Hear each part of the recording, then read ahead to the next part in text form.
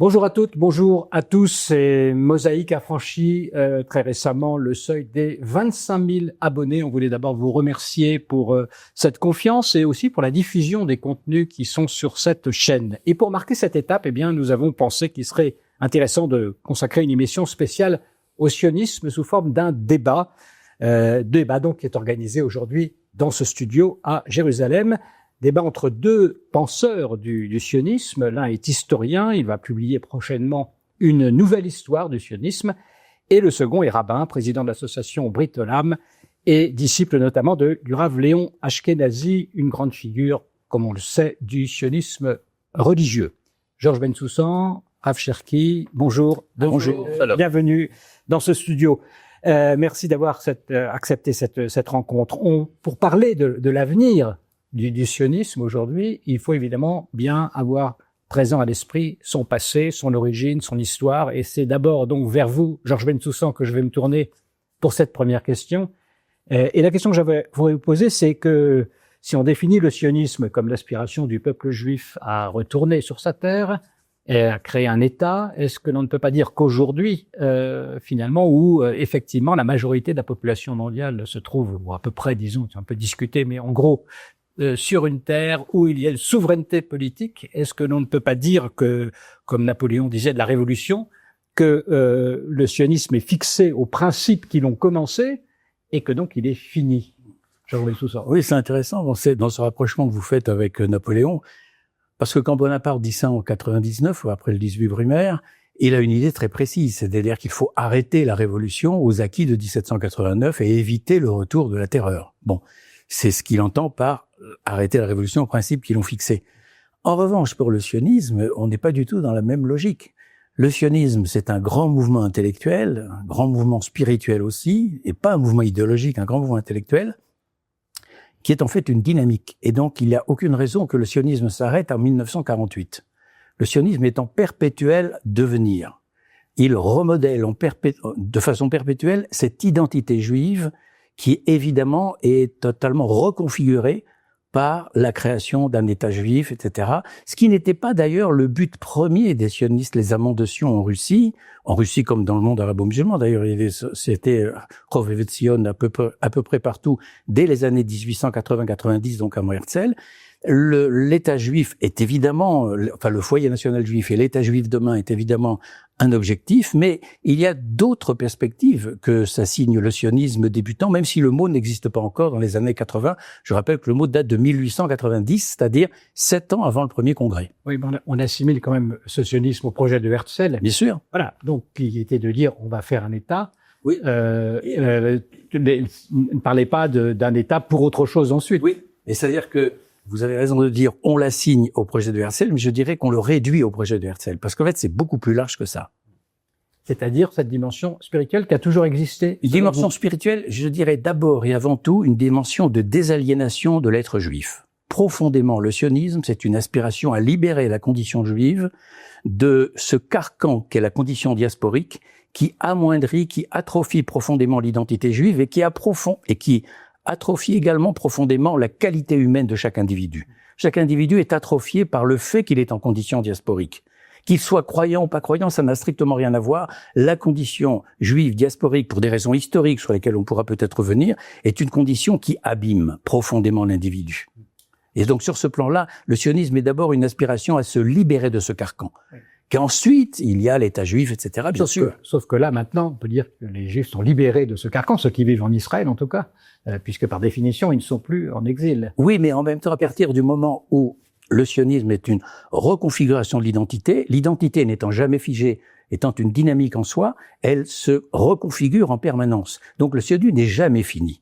Il n'est pas fini en 1948. La grande erreur, c'est de penser qu'aujourd'hui, on n'a plus rien à dire du sionisme parce que l'État existe depuis 77 ans. Pas du tout. Ça sera peut-être un autre sionisme quand même. C'est un autre, oui, bien sûr. Alors on va en parler, c'est sûr. Le sujet aussi de cette rencontre. Rav Cherki, je crois que vous êtes d'accord avec ce que... Dans l'ensemble, oui, mais je pense que quand on emploie des termes, il est important de savoir de quoi on parle exactement. C'est-à-dire, chacun va donner sa définition du sionisme. Je pense que le plus simple pour simplifier les débats et éviter l'obscurité, c'est de définir le sionisme comme étant justement l'aspiration politique à la fondation d'un État en Eretz Israël, Ce que vous dites est très vrai à propos de l'aliénation, mais on peut très facilement glisser sur cette idée que la désaliénation, ça serait l'émancipation.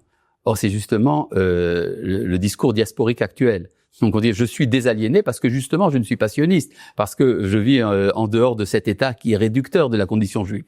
Alors on peut parler du sionisme comme étant l'identité juive et donc naturellement étant en évolution puisque c'est un phénomène humain, mais je pense qu'il est important effectivement de parler du sionisme en tant que aspiration politique. Or cette aspiration politique, je pense que vous êtes d'accord, a été concrétisée en 1948. Absolument, Oui, absolument. Alors, Rav Cherki, une fois qu'on a dit ça, ce rappel historique, la fonction du sionisme, et qu'on est d'accord sur le fait qu'il y a un renouvellement maintenant peut-être du sionisme à trouver, est-ce que vous auriez une vision, quelques indications pour nous dire de quoi on parle quand on parle de second sionisme ou de second siècle d'Israël? Je pense tout simplement que le projet d'Israël depuis ses origines est un projet politique. C'est-à-dire quand Dieu se révèle à Abraham, il lui dit « Va sur la terre que je te donne et je ferai de toi une grande nation ». Une nation sur un territoire, ça implique un État. C'est une entité étatique. C'est la tentative du christianisme à son origine en disant « Rendez à César ce qui est à César » et à Dieu ce qui est à Dieu, c'était de dissocier justement la tradition juive de la dimension politique et de revenir à l'individualité. Et c'est ça que, finalement, le peuple juif n'a pas véritablement accepté. C'est-à-dire, quand le christianisme s'est séparé du judaïsme, c'était justement sur cet arrière-plan-là. Est-ce que le projet passe par la dimension politique ou pas? Or, si donc on parle de renouveau du sionisme, on pourrait parler de renouveau en parlant de ressourcement. C'est-à-dire de retrouver l'identité originelle. Et là, évidemment, il peut y avoir des débats à n'en plus finir. Mais il faut savoir que c'est une identité qui se concrétise en tant qu'identité nationale au cours de l'histoire. Je tiens à rappeler qu'avant la Révolution française, les Juifs de France, par exemple, étaient considérés comme des ressortissants du royaume de Judée sous protection du roi de France. C'est-à-dire, nous portions avec nous le passeport d'un État qui n'existait plus, et c'est comme ça que nous étions considérés. Or, ce qu'a fait le sionisme politique, c'est qu'il est revenu à cette identité-là, aux grandes dames de ceux qui prônent justement le diasporisme et l'assimilation dans le décor de la civilisation occidentale. Voilà, c'est une question encore d'actualité sur laquelle on va revenir, mais je repose quand même ma question en quelques mots pour vous. Rav Cherki, comment vous voyez ce nouveau sionisme? Sur quoi doit-il se fonder? Quelles sont les perspectives qu'il propose? Je fais confiance très fortement à la réalité.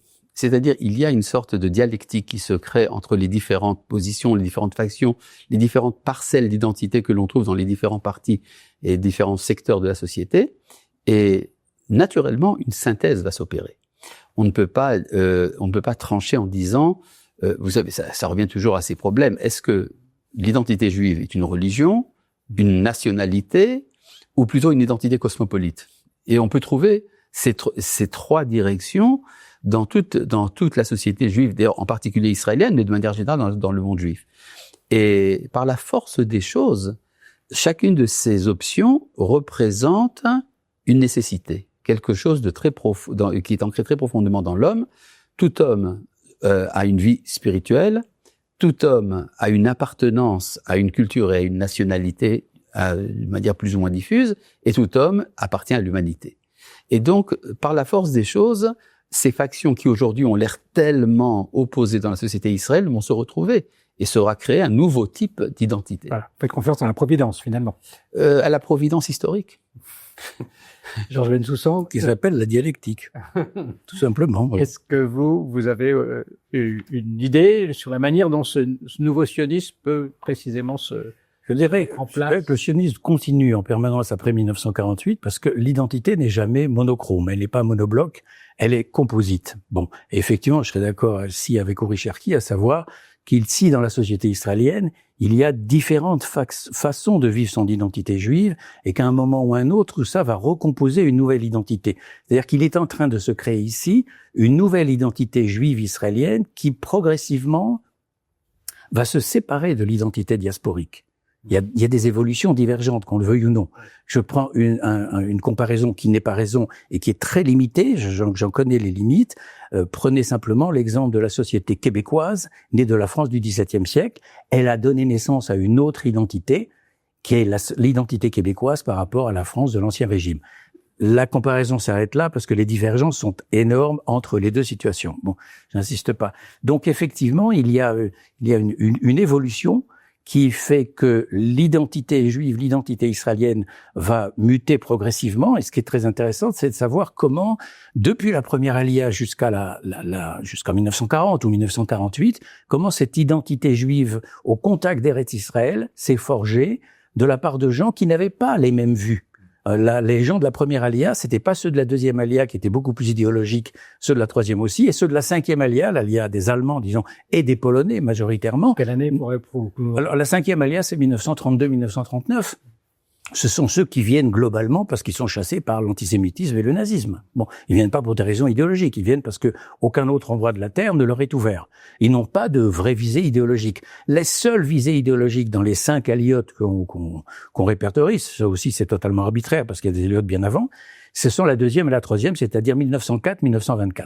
En dehors de cela, ce sont des gens qui viennent pousser là, tout simplement, parce qu'ils n'ont pas de visa pour les États-Unis, parce qu'ils n'ont pas de visa pour l'Europe occidentale, parce que quand ils viennent d'Odessa, le billet est moins cher pour aller vers Jaffa, tout simplement, et parce que c'est le seul endroit encore où on les accepte plus ou moins selon la politique britannique. Alors, je remarque que ni l'un ni l'autre, vous ne vous risquez à me donner quelques éléments sur ce nouveau projet sioniste. Quand on dit qu'on voit un nouveau sionisme venir, on a envie de dire, bon, alors quelles sont les priorités, quels sont les principaux points sur lesquels ce sionisme quelles questions il devra résoudre, comment il doit avancer? La question, ce que je disais quand j'interrogeais le fait que les premières aliotes se sont posé la question de savoir qu'est-ce qu'elles faisaient ici, pourquoi étaient-elles venues. Ouais. La question qui s'est posée pour la deuxième et la troisième aliyah, celle de Ben Gurion, de Golda Meir, etc., donc l'aliyah la plus motivée idéologiquement, et souvent pour la troisième aliyah, celle de l'après-première guerre mondiale, la plus communisante. Bon, celle qui a créé le bataillon du travail, qui a créé le kibbutz Ein Harod, etc. C'est globalement de créer une identité juive sécularisée, totalement sécularisée. C'est-à-dire de se séparer complètement d'identité juive de la Torah. Bon. Et ce qui est très intéressant, c'est de savoir si oui ou non ils ont réussi. Ces gens-là qui arrivent à l'âge de 20 ans deviennent parents à l'âge de 30 ans. Donc on est dans les années 30, les années 35. Il se pose pour eux la question de la transmission. C'est le moment des grandes fêtes, en particulier le Seder de Pessah. Que vont-ils transmettre à leurs enfants quand ils ne peuvent pas raconter la Haggadah telle qu'ils l'avaient entendue dans leur famille d'origine en Pologne ou ailleurs? Bon, ils font l'économie de Dieu là-dedans. Bon, du passage de la mer Rouge et tout ce que vous voudrez.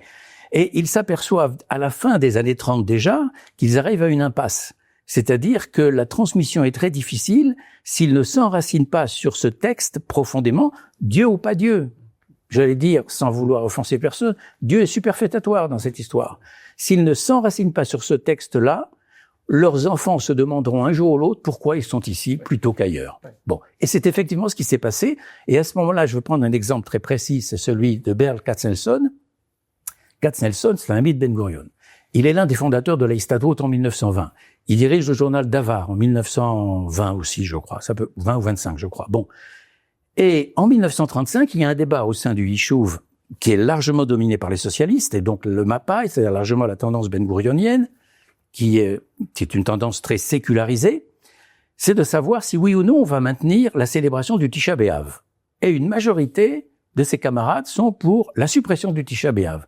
Et Katznelson publie dans la presse un argumentaire qui est très intéressant et très intelligent, dans lequel il dit « Mais si vous supprimez le Tisha B'Av, vous supprimez un lien historique fondamental qui relie ce peuple, cette terre et cette langue, et d'une certaine façon, vous allez priver de fondement et de légitimité vos enfants et vos arrière-petits-enfants de savoir mais pourquoi ils sont ici plutôt qu'en Europe ou plutôt qu'aux États-Unis. » C'est ça qui est le point central. Tisha B'Av, donc 9 Av. Oui, le 9 Av. Du temps. Voilà, c'est ça. Oui, bien sûr, il faut le repréciser. Oui, bien sûr. Oui. Alors, effectivement, on a l'impression, Rav Sharkey, que la question du pourquoi va se reposer autrement. Oui. Et est-ce que donc on va ressaisir quelque chose de la tradition juive au sens... Bon, je ne pense pas d'ailleurs que le sionisme officiel était sécularisé à la manière dont c'est conçu dans le monde européen. Il y a toujours eu un substrat biblique, et ce substrat biblique avait toujours une coloration de type spirituel et parfois même universel. Et en tout cas, il suffit de voir le texte de la Déclaration d'indépendance pour le comprendre. Il ne faut pas oublier aussi que les deuxième, troisième aliyah ont quand même pour arrière-plan les aliyot -1, -2 depuis le début du 19e siècle. qui avait une motivation extrêmement spirituelle et qui a fondé le Yishuv Hayashan, l'ancien Yishuv sans lequel le sionisme socialisant n'aurait pas été possible. C'est aussi une chose qui est souvent oubliée.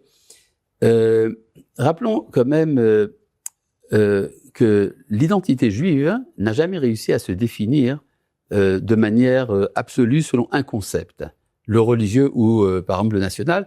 Il est significatif de voir que dans la carte d'identité israélienne, maintenant ça se trouve uniquement dans les dossiers du ministère de l'Intérieur, on écrit pour chaque juif qui naît ici qu'il est de religion juive et de nation juive. C'est-à-dire c'est une décision de ne pas décider. C'est-à-dire cette ambiguïté fait partie pratiquement constituante de l'identité d'Israël. Maintenant, vers quoi on va?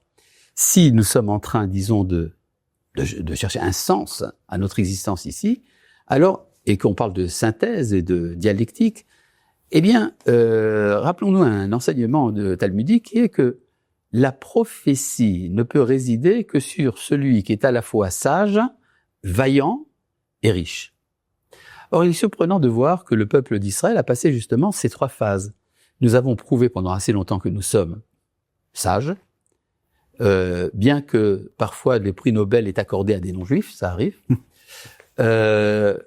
Les guerres d'Israël ont prouvé que nous étions courageux, vaillants, et aujourd'hui nous devenons la Startup Nation.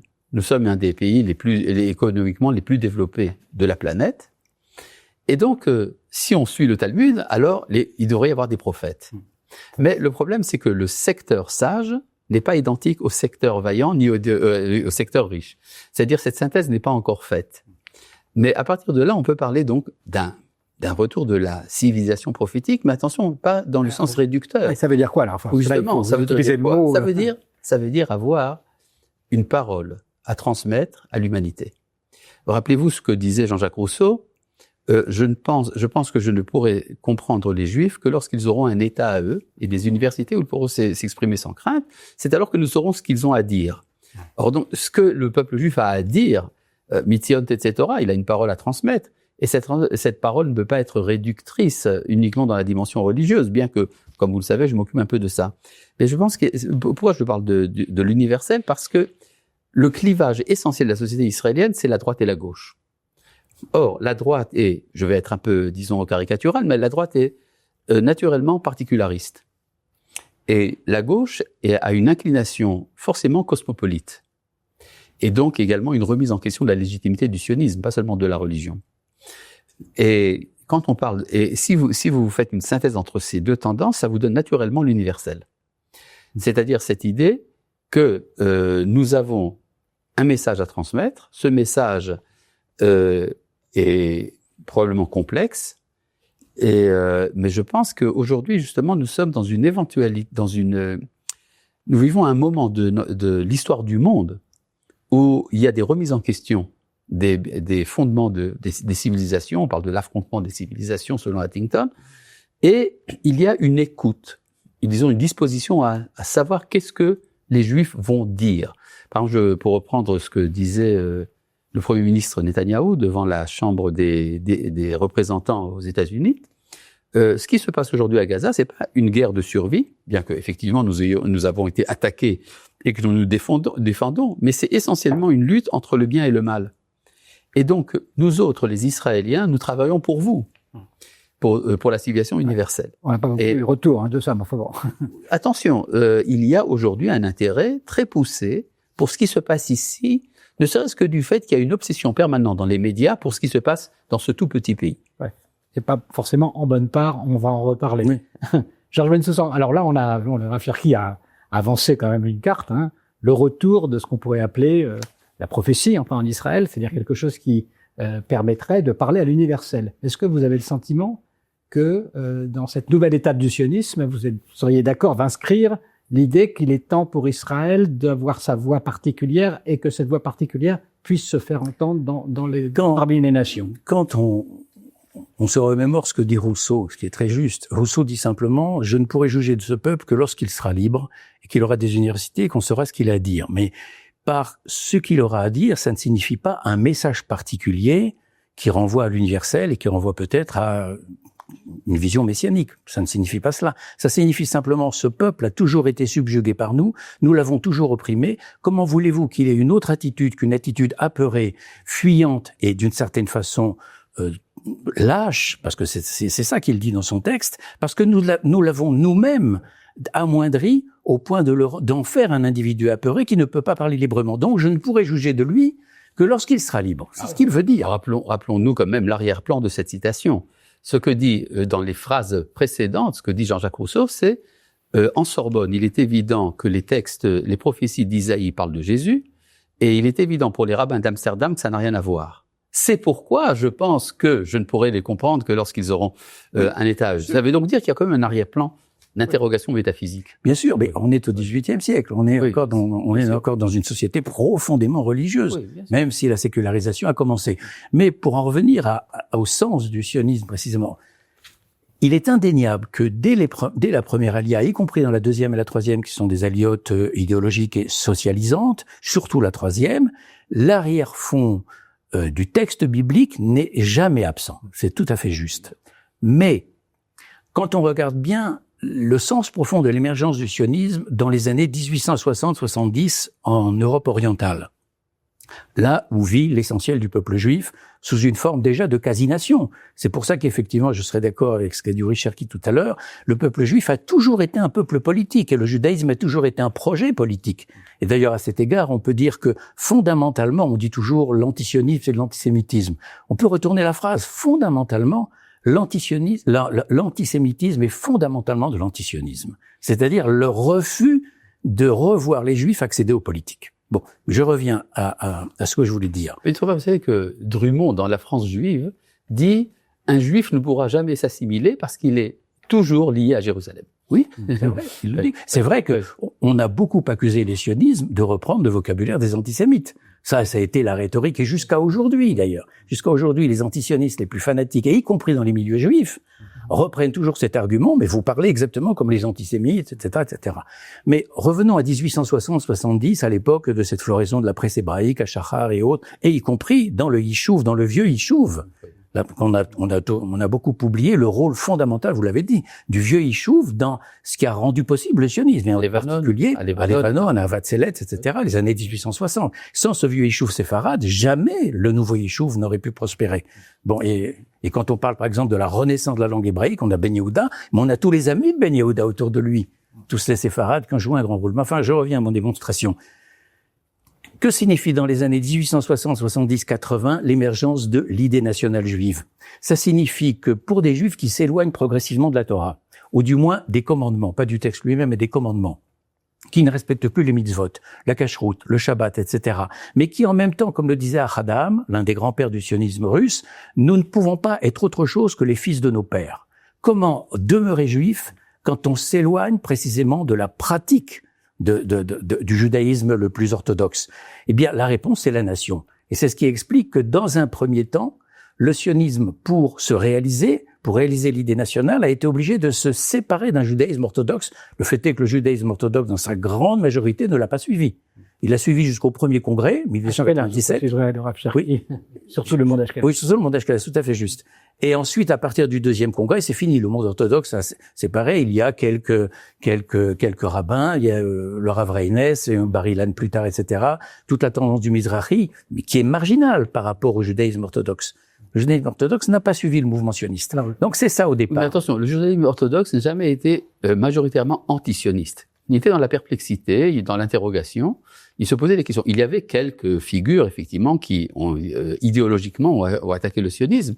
Mais cette idée du retour a été toujours prônée, ne serait-ce que par l'ancien Yishuv. C'est vrai. C'est ambivalent. C'est-à-dire que on se disait souvent, bon, les sionistes laïcs ont profané notre projet. Oui. C'était souvent comme ça. C'est-à-dire, il faut donc nuancer un peu. Oui, mais il y a rappelez-vous que le Rav Kook, quand même, était à la tête de la majorité écrasante des rabbins du Yishuv. Du Yishuv, oui. Oui, bien sûr. Mais quand je pense au judaïsme d'Europe orientale avant la Shoah, c'est un judaïsme d'Europe orientale où il y avait carrément des sociétés qui se sont créées, Marzik et Haddad par exemple, des sociétés fondamentalement antisionistes et qui sont allées quand même jusqu'à dénoncer les sionistes à la police tsariste. C'était violent. L'opposition au sionisme a été violente. Souvenez-vous que Ben Yehuda a été emprisonné parce qu'il a été dénoncé par des Haredim ici, à Jérusalem, et qu'il a fait 6 mois de prison. Alors, c'est également le cas, c'est déjà d'une très grande faction du judaïsme assimilé d'Europe occidentale. Dans l'antisionisme? Oui, bien sûr. Parce qu'on ne peut pas se accuser seulement les... Justement, alors je réponds, parce que... Alors là, c'est tout à fait juste. Là, tous les deux, on est d'accord que le sionisme... Je suis admiratif de l'érudition historique de Georges Bensoussan. C'est sûr qu'il travaille. Nous allons reprendre dans quelques instants le fil de cet entretien, quelques petites secondes, le temps de vous rappeler que notre chaîne est totalement indépendante et n'existe que grâce à votre soutien. Si vous souhaitez donc nous aider à nous développer, vous pouvez cliquer sur le lien qui figure dans la description de cette vidéo et qui vous mènera jusqu'au site Buy Me a Coffee où vous y trouverez plusieurs options pour soutenir la chaîne Mosaïque. Merci vraiment à toutes et à tous. Et nous reprenons donc maintenant notre entretien. On a l'impression, en vous entendant pour l'instant jusqu'à présent, que judaïsme finalement et sionisme sont consubstantiels, on va dire, pour utiliser un terme théologique. C'est une évidence. Voilà. Oui, sauf que quand même, on vient de le dire aussi, il y a toute une partie du monde orthodoxe qui n'est pas exactement sur cette mesure-là. Et puis, il y a aussi, à gauche notamment, des gens qui pensent que le diasporisme, en quelque sorte, a sa place et que on peut très bien aussi, et peut-être même est-ce une façon d'être plus authentique encore dans la judéité que de dire on ne monte pas en Israël. Donc, c'est l'occasion pour essayer de peut-être rentrer dans le débat concret. Aujourd'hui, on voit bien ce qui se passe, par exemple, en France. Parlons de ce débat, puisqu'il est en plein développement, avec un certain nombre d'intellectuels juifs qui, précisément, considèrent que, Israël, du fait qu'il a pris l'arme politique, est en train de se dévoyer, de perdre son âme, etc. Tous les termes ont été utilisés, et que donc, il convient de les rappeler à l'ordre, grâce à la pensée diasporique qui, elle, n'est pas compromise dans cette guerre.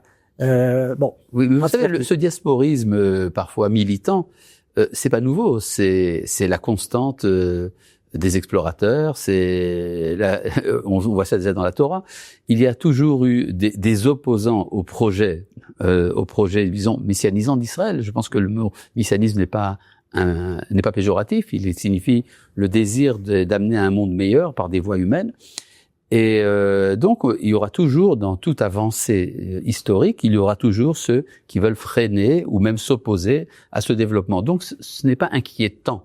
Même si on arrive à un point où on peut se demander s'il n'y a pas une rupture quand même qui... Oui, mais il faut bien comprendre une chose. Alors que dans les premières années de l'État d'Israël, c'était une évidence que c'était la diaspora qui alimentait Israël. Aujourd'hui, tout le monde, dans tous les milieux juifs du monde, quelles que soient leurs opinions, quand on se rencontre, on parle en hébreu.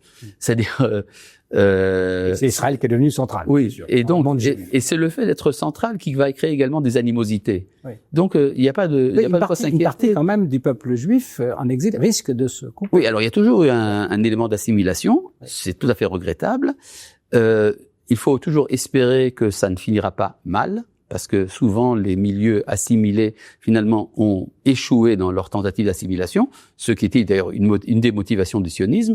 Et donc, pourquoi ne pas prendre la fuite? Vous savez, souvent, on dit, oui, la Aliyah, c'est très bien, mais il faut pas prendre la fuite. Et moi, je demande, et pourquoi pas?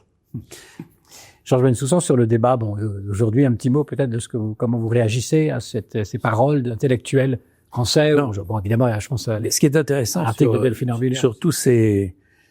sur toutes ces mouvances antisionistes, je parle pas d'Orwiller ici, mais les mouvances antisionistes qui ont accompagné l'histoire du sionisme, aussi bien dans le camp orthodoxe, par exemple en Europe orientale avant la Shoah, que dans l'Europe occidentale où on a eu des opposants au sionisme d'une virulence extraordinaire. On a oublié Sylvain Lévy et de l'Alliance, on a oublié Montagu qui a bataillé contre la déclaration Balfour, qui a tout fait pour qu'il n'y ait pas la déclaration Balfour.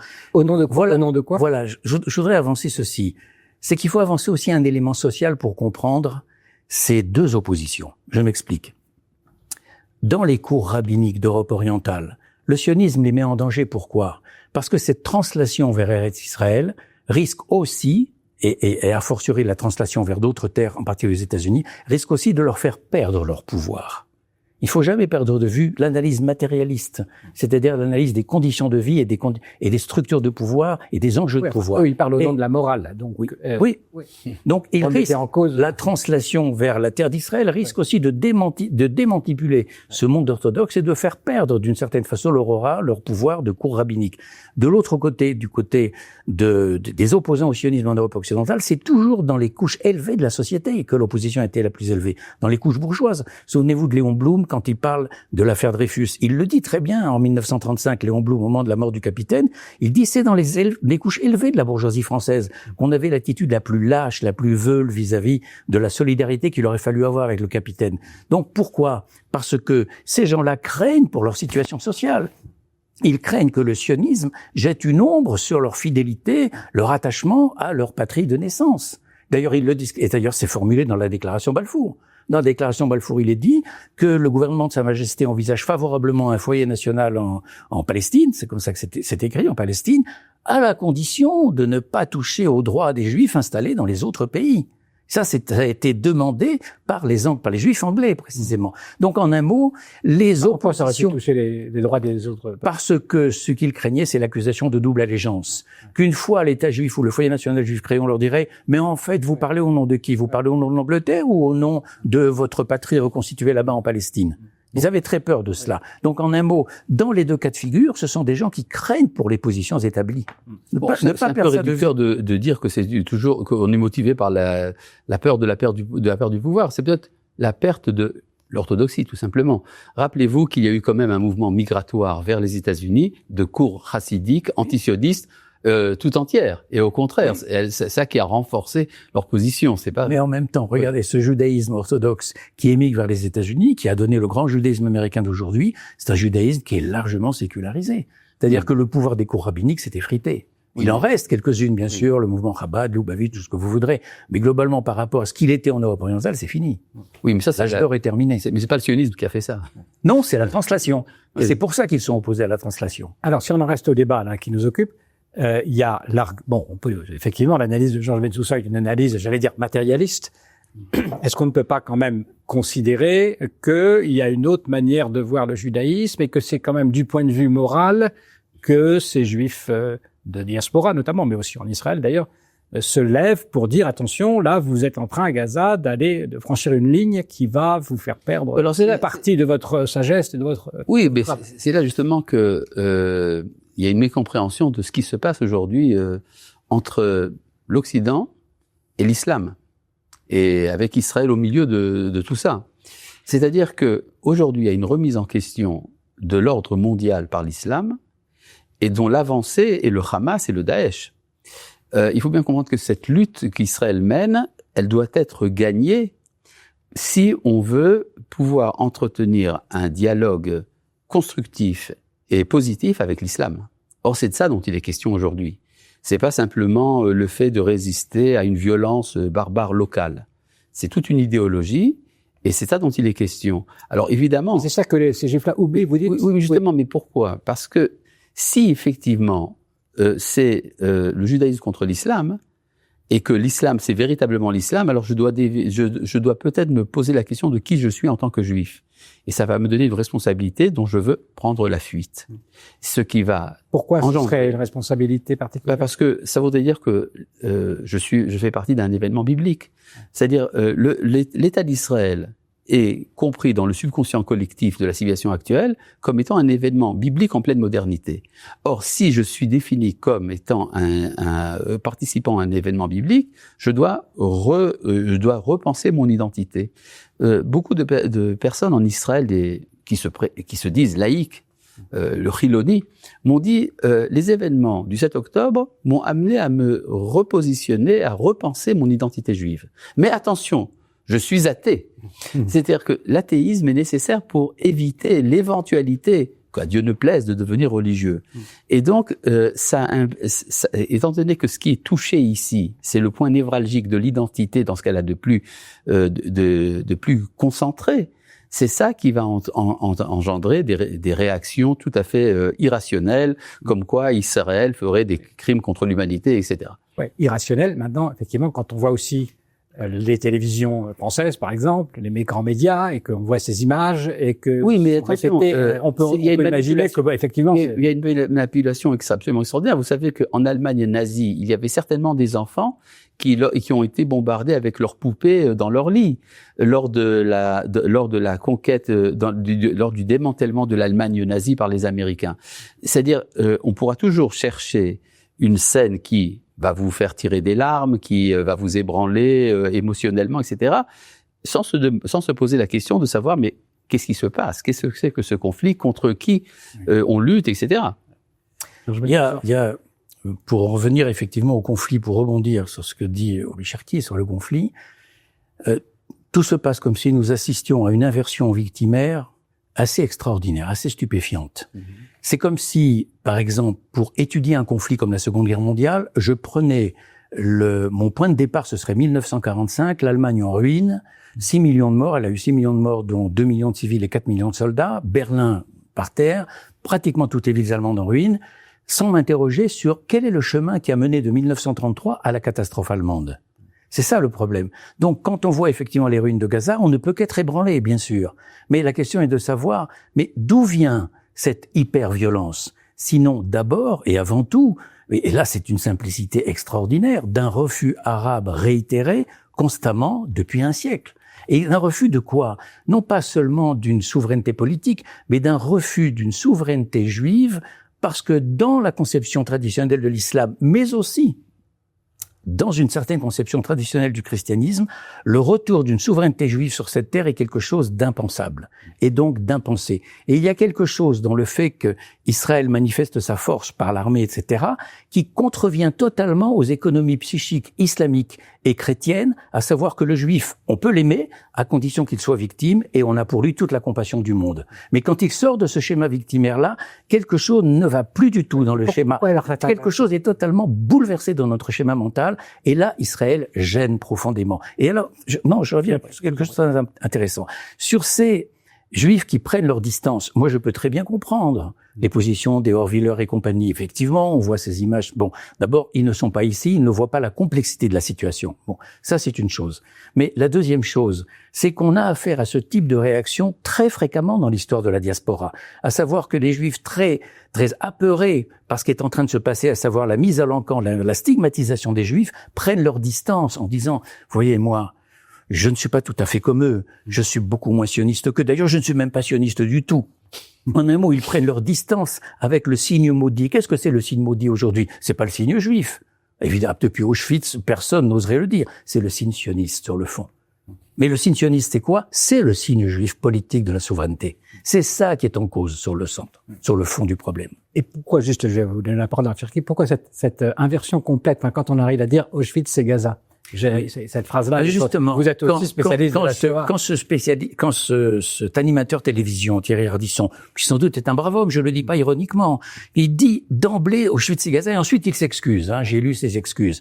La question est de savoir, mais pourquoi n'a-t-il pas dit Gaza, c'est Mossoul, Gaza, c'est Berlin, Gaza, c'est Dresde. Pourquoi Auschwitz? C'est l'inconscient qui parle. Et qu'est-ce que c'est que cet inconscient occidental? C'est la Shoah et la culpabilité de la Shoah. Nous en sommes délivrés désormais parce que vous faites la même chose que les nazis. C'est ça que ça signifie. Sinon, il aurait dit, mais c'est Dresde, mais c'est Berlin, mais c'est Mossoul, mais c'est Alep, réduite par les soviétiques, par l'aviation russe ou l'aviation syrienne, etc. Non, il trouve Auschwitz, c'est uniquement Auschwitz. Alors que ça n'a strictement rien à voir. C'est un peu dans un autre ordre d'idées, mais là on s'éloigne un peu du sujet. Tous ceux qui assimilent Nakba et Shoah, c'est extraordinaire quand même cette assimilation, qui pour un historien est de la stupidité la plus crasse, mais qui a un sens idéologique très profond. C'est ce sens-là qui est intéressant de creuser. Cherki, donc, intéressant. On voit qu'il y avait une sorte de psychose en fait. Ça devrait être analysé au niveau psychanalytique. Absolument, absolument. Oui. Alors donc on reprend notre débat sur le sionisme et sur l'idée de dire que Israël aurait quelque chose à dire selon ce que disait Rousseau et que les nations seraient en attente de cela. Vous, Rav Cherki, il se trouve que vous êtes parmi ceux qui justement prennent en considération cette attente de l'écoute des nations. Vous la voyez où, cette attente de l'écoute des nations aujourd'hui? Vous parlez donc de ce que j'essaie de promouvoir, le noackisme actuellement. Bon, si vous voulez, le noackisme est en fait une des branches de ce message universel. Et on peut pas le réduire uniquement à cette dimension qui est quasiment une dimension religieuse.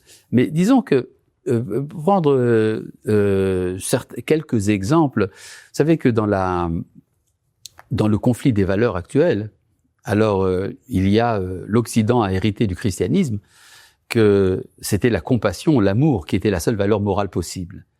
Et alors que l'islam considère que c'est la rigueur. Bon, c'est un peu poncif, mais c'est très vrai. Et s'il y a une aspiration latente dans la tradition juive, c'est l'unité des valeurs. Or, cette unité des valeurs se réalise actuellement dans la société israélienne. C'est-à-dire que lorsque, d'une part, nous sommes le seul État qui, depuis plus de 70 ans, vit en état de guerre et pourtant démocratique, et qui pourtant donne une relation tout à fait positive envers une minorité souvent hostile.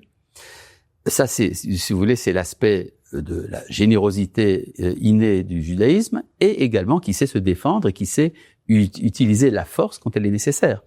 C'est-à-dire que cette unité des valeurs se réalise concrètement dans la société israélienne. Et ça peut être un enseignement aussi bien pour l'héritage chrétien que pour l'héritage musulman.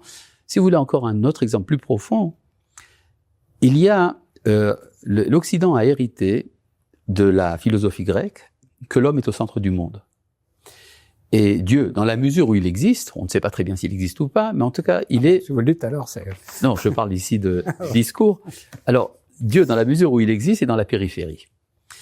Et donc, la conséquence immédiate, c'est que le régime politique idéal, le régime social idéal, c'est la démocratie libérale, avec tout ce qu'elle implique, etc., de liberté, etc. Quand un musulman entend ce genre de discours, il est profondément choqué. Il est profondément choqué parce que c'est Dieu qui est au centre du monde et l'homme doit se soumettre, ce que signifie d'ailleurs le mot islam. Et donc c'est incompatible. Vous pouvez voir ça par exemple dans le livre d'Oriana Palacci, dans lequel elle explique si c'est l'islam qui va vaincre, on pourra plus boire d'alcool et être en mini-jupe, par exemple. Peut-être que la solution pourrait se trouver chez nous autres, les enfants d'Israël. Parce que, selon notre tradition, ce n'est ni Dieu ni l'homme qui est au centre du monde, mais le dialogue entre eux. C'est-à-dire la collaboration à l'accomplissement de l'œuvre de la création. Et donc, il y aurait donc une réconciliation. Chacun trouverait son terrain, sa zone de confort, à l'écoute de la maison d'études juive. Et c'est ça qui doit être transmis, cette idée que il y a une réconciliation possible entre l'homme et Dieu, entre la nature et la transcendance, entre les valeurs morales, tout cela faisant partie du projet d'Israël. D'ailleurs, ce n'est pas pour rien que dans mes récentes relations, j'ai eu également un dialogue très intéressant avec les Émirats Unis. On a fait une revue là-dessus. Je renvoie pour Mosek, mais allez-y. Oui, d'accord. Par exemple, je reçois des réactions du monde musulman tout entier qui nous disent effectivement, vous avez quelque chose à nous apprendre. Et ce n'est pas du dialogue interreligieux respectueux comme on a l'habitude d'entendre. C'est à la suite d'un fascicule que j'ai publié qui s'appelle « Qu'est-ce que le judaïsme pense de l'islam ?» Et effectivement, il y a aujourd'hui, je suis persuadé de cela, une écoute. Alors cette écoute n'est pas toujours consciente. Elle engendre souvent du rejet, de l'animosité. Mais le fait, comme disent tous les psychologues, si je suis capable de te haïr, c'est que je suis capable un jour de t'aimer. Et je pense qu'il y a ici, ça serait à analyser au niveau, disons, du subconscient collectif de l'humanité tout entière, de savoir quelle est la place que prend le peuple d'Israël, avec ses tensions politiques et sociales, etc., dans le subconscient collectif du monde. Ben voilà le projet. On cherche un nouveau projet, vous l'avez défini. Georges Bensoussan, est-ce que vous pensez que cette recherche de l'unité des valeurs, ou ce que peut apporter le judaïsme au monde, ça peut aussi réconcilier la société israélienne aujourd'hui telle que vous la sentez, et que finalement ce projet de se tourner vers les autres pour leur dire nous avons une modalité d'existence qui peut en partie résoudre les problèmes de l'humanité, est-ce que ça peut aussi unifier le peuple d'Israël? C'est difficile à dire parce que j'en reviens à ce que je disais tout à l'heure, ces sionistes qui ont pensé à un moment donné que l'identité sécularisée, l'identité juive sécularisée était la condition sine qua non pour mettre au point le futur foyer national juif et l'État juif, etc. Et se sont heurtés finalement à une impasse dans les années 1930-40, à savoir qu'avait-il à transmettre. Je le résumerai dans une formule, je dirais que par certains côtés, je dis bien par certains côtés seulement, il ne faut pas systématiser, il a fallu s'éloigner de la Torah pour arriver à la nation, Mais d'une certaine façon, pour pérenniser la nation, il faut revenir à la Torah. Et par Torah, je veux dire, il faut revenir au texte fondamentalement. Parce que sans ce texte-là, et sans la langue que porte ce texte, à savoir l'hébreu, qui est la colonne vertébrale de ce peuple, alors il n'y a pas de signification à la présence sur cette terre. Donc, les Juifs israéliens qui se demandent aujourd'hui, j'en connais beaucoup, puisque à Tel Aviv en particulier est très nettement une identité israélienne différente de celle de Jérusalem. J'enfonce une porte ouverte, mais tout le monde le sait. Beaucoup de gens, beaucoup d'Israéliens à Tel Aviv vous diront, moi je suis israélien, je suis pas juif, par exemple. Bon. C'est-à-dire que ce lien profond avec le texte et avec la langue, ils l'ont perdu. Mais s'ils l'ont perdu, un jour ou l'autre, ils ne sauront plus pourquoi ils sont ici, sur le fond. Et c'est pourquoi la pérennisation de l'État d'Israël, elle passe par le retour au texte, fondamentalement. Bon. Après, on donne le contenu que l'on veut au texte, mais ce texte est central pour justifier la présence ici. C'est Jean-Jacques Soussan qui le dit, hein, c'est pas vous. Intéressant, très intéressant. Une petite anecdote. Vous savez qu'un jour à la Knesset, quelqu'un, un des membres de la Knesset, a dénigré le roi David à cause de l'histoire de Bethsabée. Et bon, ça fait beaucoup de bruit. Les orthodoxes se sont mis en colère. Et le lendemain matin, à la radio, la fille de Moshe Dayan dit, vous savez, les religieux orthodoxes ont pris tout l'aspect clérical des personnages de la Bible. Et la droite a pris l'aspect chauvin, fascisant des personnages de la Bible. Alors à nous, les gauchistes, laissez-nous la dimension humaine. Est-ce que finalement, pour sortir aussi de l'ornière, on va dire, dans laquelle se trouve apparemment la société israélienne, la phrase de Manitou, le judaïsme n'est pas une religion, précisément ne pourrait pas aider aussi à dire, bon voilà, on parle pas de religion, on parle d'autre chose. On parle d'une identité. Et le discours de Manitou est un discours identitaire. Or, c'est effectivement une crise identitaire que traverse le monde entier depuis la Deuxième Guerre mondiale, et en particulier le peuple juif. Et donc, approfondir son identité est un phénomène inévitable. Alors, je suis très reconnaissant aujourd'hui aux médias, à la presse, parce que la presse, justement, est mensongère. Elle fait comme si toutes ces remises en question n'existaient pas. Mais ce sont des vagues de fond, et elles sont protégées justement par le mutisme des médias, qui fait que je pense que, contrairement à ce que les médias transmettent, il faut être profondément optimiste. Vous savez, ça fait partie de ma maladie permanente, qui est de l'optimisme chronique, et dont je n'ai pas l'intention de me guérir très prochainement. Et je souligne quand même, pour terminer, le lien que vous faites toujours entre ce qui se passe en Israël et ce qui se passe dans l'humanité. C'est-à-dire qu'on a l'impression qu'il y a les tensions actuelles sont reflètent. Mais c'est pas évident, Écoutez, c'est très simple. La remise en question, par exemple, de la démocratie, qui est une remise en question. D'ailleurs, on appelle démocratie la remise en question de la démocratie. C'est un phénomène universel. C'est-à-dire cette idée qu'il y aurait une gouvernance au lieu d'un gouvernement, qu'on revient à une sorte de désintégration des fondements de la société, etc. C'est un phénomène universel qui se reflète également dans les conflits en Israël. La fin de la mondialisation, le retour aussi à l'identité nationale pour les nations. Bien sûr, évidemment, par effet de balancier, évidemment. En tant qu'historien, vous diriez aussi, Jean-Jacques Soussan, que Israël pourrait être en quelque sorte en phase avec ce qui se passe dans le monde, comme une espèce, je ne dis pas forcément devant, mais en tout cas, Israël est perméable, en tout cas, fondamentalement, à tout ce qui se produit dans les grands mouvements du monde. Oui, perméable, oui. Israël n'est pas un isolat, Israël n'est pas hermétiquement fermé au monde, au contraire, Israël est la caisse de résonance de tout ce qui se passe dans le monde entier, bien sûr. Israël est une société très ouverte. Mais aujourd'hui, je serais beaucoup plus dans l'expectative. Je n'ai pas de réponse. Je pense simplement que l'identité israélienne est en crise, qu'elle est en plein remodelage d'une certaine façon, que le sens même de la nation israélienne est en devenir, et ça se traduit entre autres par le fait qu'un certain nombre d'Israéliens quittent le pays. On peut pas masquer cette réalité-là.